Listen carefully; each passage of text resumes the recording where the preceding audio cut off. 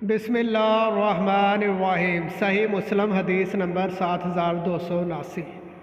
मूसा बिन अली ने अपने वालिद से रवायत की, उन्होंने कहा, हज़रत मस्तौरद कटशी रज़ी अल्लाह ताला अन्हो ने हज़रत उमरू बिन आस रज़ी अल्लाह ताला अन्हो के सामने कहा, मैंने रसूल अल्लाह सल्लल्लाहु अलैहि वसल्लम को फरमाते हुए सुना, क़यामत आएगी तो रूमी ईसाई लोगों में सबसे ज़्यादा होंगे। हज़रत उमरू रज़ी अल्लाह ताला अन्हो ने उनसे कहा, देख लो तुम क्या कह रहे हो।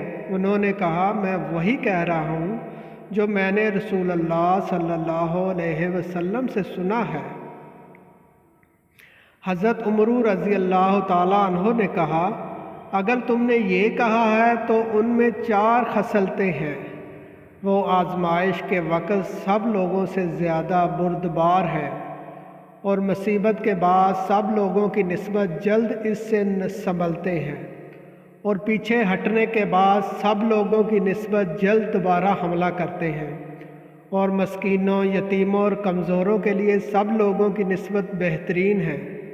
और 5वीं खसलत बहुत अच्छी और ख़ूबसूरत है, वो सब लोगों से बढ़कर बादशाहों के जुल्म को रोकने वाले हैं।